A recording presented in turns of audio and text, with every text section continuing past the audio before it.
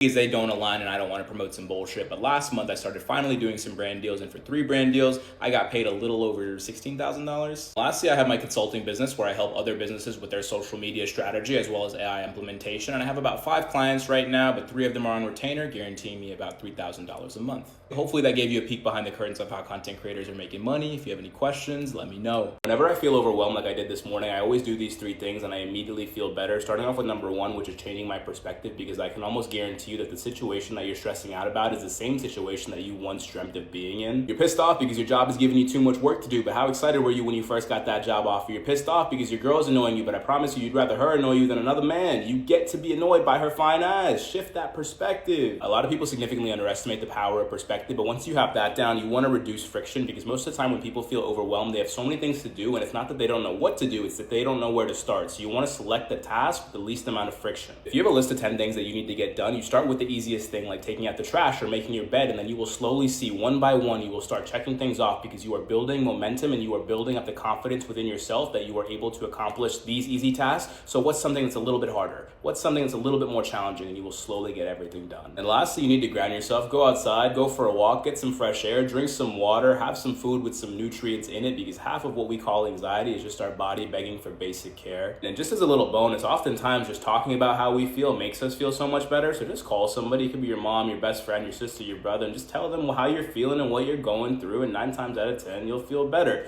Telling someone how you feel does not make you weak, it makes you human. Flirting with other people is a lost art, but it is so much fun, and it doesn't always have to end with anything. But when you meet someone that matches your level of banter and energy, it is so much fun. So let me show you how to flirt. I think flirtatiousness is just moving through the world with a little bit of charisma, a little warmth, and a little spark that makes people feel seen. And the way you make people feel seen is by remembering their name, by making eye contact. And that's a big one for the ladies, because that's apparently how they shoot their shot, by making eye contact with you from across the bar. It's confusing, but it's true. So you got to get good at reading eye contact. Don't be staring like a creep. Next up, I want you to remember that curiosity is always flirtatious. So when you're talking to someone, show genuine interest in getting to know them, ask good questions, have a good conversation, and never say, damn, that's crazy, because if I hear that more than once, I'm walking away. Then we have compliment with specificity, and emphasis on the specificity, because a generic compliment like you look good doesn't really do much, but if you can clearly articulate what specifically you admire about that person, like their outfit, their hair, their energy, that goes so much further. But with that said, an authentic compliment is great, but don't go crazy with the compliments, especially if it's with the ladies, because they've heard a million different generic compliments from a million different generic dudes, and you don't want to be one of them.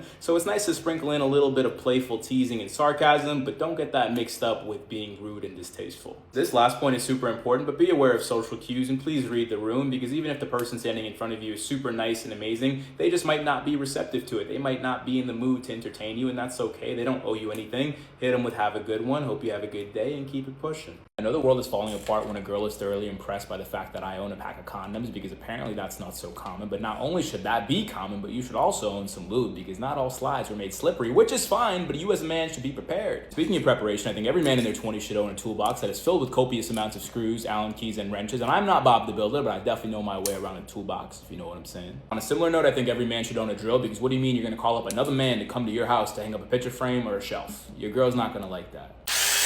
I've mentioned this one before, but I'm going to say it again. If you're a dude in your mid-20s or later and don't have a headboard or a bed with multiple pillows, we are not the same. Like, what are you doing? It does not cost a bunch of money, but your life will be so much better. Next up is jumper cables, because imagine this scenario that the love of your life, the most beautiful girl in the world, comes up to you in a Trader Joe's parking lot and says that her car battery died. Can you help me? Guess what? You can't, because you're not prepared. You just fumbled the opportunity of a lifetime. Now, this one pisses me off, and it's a passport, because the amount of dudes I know that are trying to go on a trip, that are trying to make it out the group chat, we finally get the plans together and they don't have a passport, which is fine. In our younger years, we want to keep it domestic. You want to go to New York, California, cool. But in our 20s, 30s, we trying to go international. Honestly, every man needs a basic hygiene routine. Nothing crazy, but you want to get yourself a cleanser, a moisturizer, some sunscreen, some deodorant, and just a cologne so you can smell real nice. Group 7 does not gatekeep, so I wanted to share 7 things that made me significantly richer and happier in my 20s. Starting off with number 1, I stopped listening to unqualified people, because as you go through life, so many people want to give you advice, but when you look at their life, it is the exact opposite of the life that you're trying to live, and they have not achieved what you're trying to achieve, so why would you listen to them? Next up, as someone that has lost over 50 pounds, you need to lose the weight once and keep it off, but in order to let go of the love handles, you need to let go of the fridge handles, but I promise you that'll be the best decision you ever make, because every single aspect of your life will get better, from your finances to your relationships to your friendships. You will feel so much better once you're fit. This one took me a long time to understand myself, but you are not too late. You have so much fucking time, but the reason you keep thinking you're too late is because you try to change your entire life every time you get a spark of motivation, but you need to build discipline instead. You need to change your daily habits slowly over time, and you will gradually see your life change before your eyes. Up next is a Roth IRA. That's a free retirement account here in the US, and you can put up to $7,000 in it per year. If you do that every year from the day you turn 18 to when you're 65, you will retire with a couple $1 million. $7,000 a year might sound like a lot, but it really boils down to just $100 a week. This one's very simple, but most people still miss it. Sunlight, protein, and fiber. Get more of it and pair that with a little bit of cardio and strength training a couple times a week, and your future self will thank you. This one might sound a little woo-woo, a little motivational, but no, I'm so fucking serious when I say you need to fall in love with failing, because that is the only way you learn. That is the only way you find out what you're good at. That is the only way you meet the right people. And the only reason I have the life that I live, the only reason I have the relationships and the money that I have is because I have failed so many fucking times.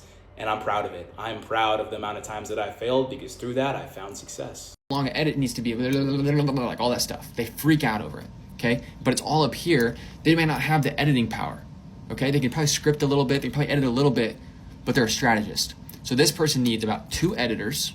You can get them overseas for about $3K. Also, you want to charge this person between $8 and $10 grand. You want to get 2 editors overseas for about $3K, and you want to get a script writer / researcher / briefer. And whenever I say briefer, this is somebody who might be doing quality control with the editors. That person you want to pay about $5K.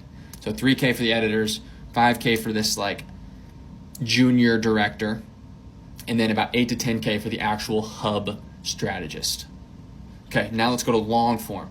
You want your growth strategist. I'm going to give an agency recommendation here. Presley Milton and Cam Minier. These guys crush it on the YouTube agency side. That's an example. You can also bring this in-house with a great long-form strategist. Patty Galloway's agency would be another one for this. They're probably high-ticket. These are both high-ticket agencies. But it's going to give you an idea of the type of level you want this strategy to be. This growth strategist is going to have a team underneath them. Number one, they need a budget for packaging. You might not need somebody on the team that does packaging, but you need to have a budget for packaging. Maybe you use clickables.com.io. Clickable. You might have to do some research. I think it's Clickable. That's like a YouTube packaging, but you need someone dedicated to packaging, or at least a budget. I would say $3K. You need an editor, a long form editor for the podcast, for all that stuff. I would say $3K for this editor. And then you need another scripter and researcher and briefer. Again, $5K. Somewhat similar to short form, except one less editor and a packaging fund instead.